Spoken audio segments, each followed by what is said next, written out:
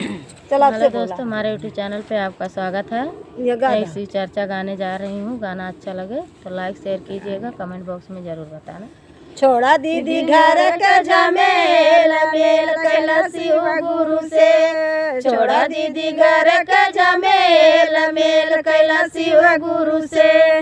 नहीं कमे आई है तोहर पुरुखवा, नहीं कमे आई है तोहर पुरुखवा। घटवा पे जाई अकेल, मेल कैला शिव गुरु से। घटवा पे जाई अकेल, मेल कैला शिव गुरु से।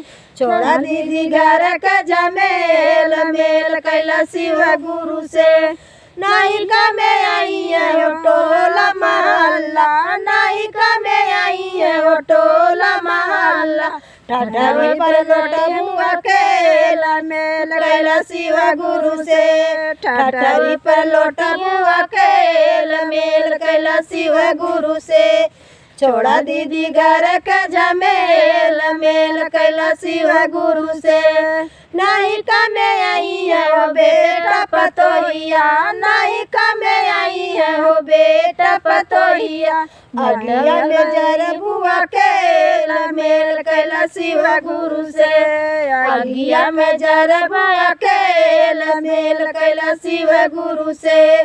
छोड़ा दीदी घर के झमेल, मेल कैला शिव गुरु से।